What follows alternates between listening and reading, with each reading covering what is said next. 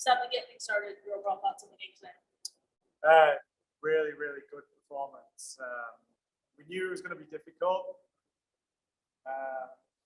Playing away from home is never an easy game, but we were going to stick to our principles and our style of play.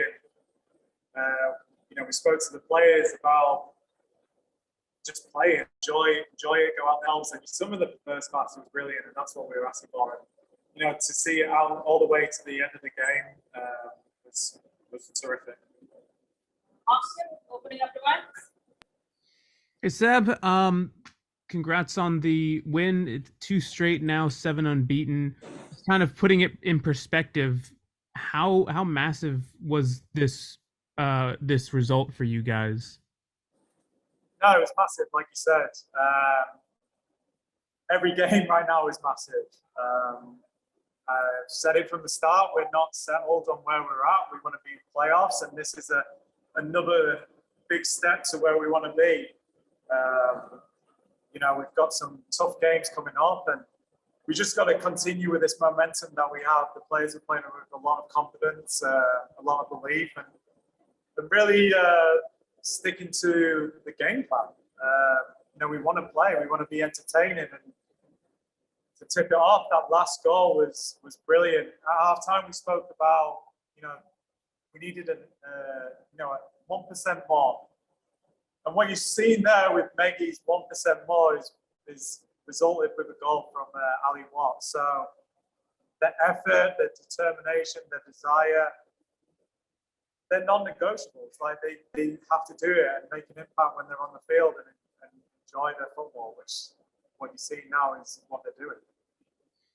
Speaking of Ali and Haley Hansen, they just joined your team a couple of days ago. What were the discussions like in terms of getting the minutes tonight, and how pleased were you with the results on the field?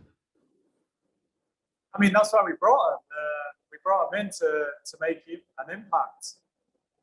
Ali being a forward, and we've spoken about how do we turn draws into wins, and one of the things is putting the ball in the back of the net, and that's what she did. So she makes a immediate impact by scoring, and Haley bringing her experience and still getting to know how we want to play. It's going to take time, but you can see her value in the team, and it's allowed us to make like-for-like changes. So I can't give enough credit to them coming in with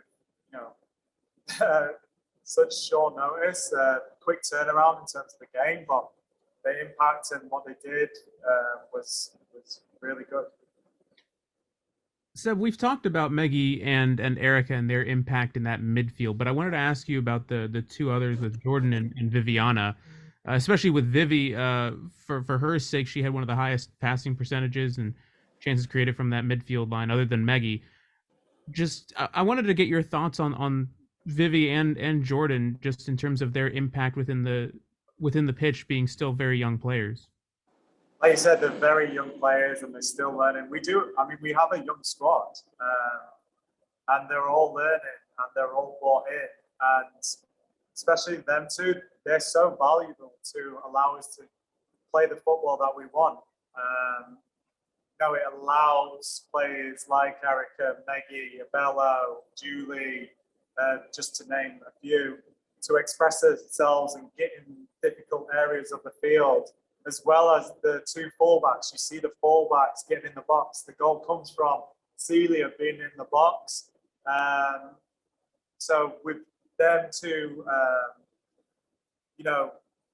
being countermeasures in transition, it allows more players to get forward and create more goal-scoring opportunities. Over to Luis Carlos Pineda. Thank you, Coach. Congrats on the win. On the next upcoming games, the Pride is facing the Reigns and the Thorns, 2 teams that are always contenders to the title.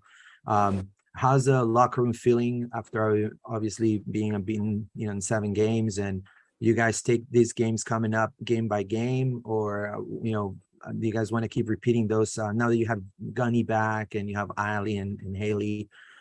Is that going to be the same mentality, going for the hunt, going for the win always? We have to.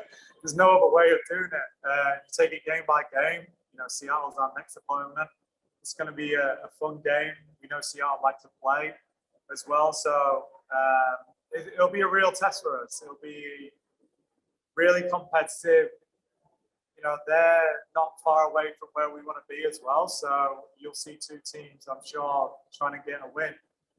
We have to use our home field advantage. We have our fans in front of us, and you know, we have to entertain our fans. It's great that we've got 2 away wins, but you know, we have to win our games at home. Like, they're imperative for our success. So, you know, we can only look forward at the next opponent. Back to Austin to wrap it up.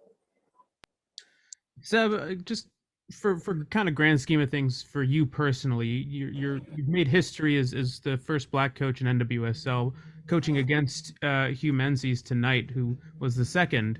You know, he's a guy that has been around Orlando as well. Just kind of putting it in perspective, what does that mean for you to be the first Black coach in NWSL, and how do you feel this kind of progresses things moving forward into the rest of the league? It's massive for me. You know, it's, you know, you go back to my heritage and my father and, you know, the family that we grew up and was brought around. So, you know, to be the first, it means a lot to me.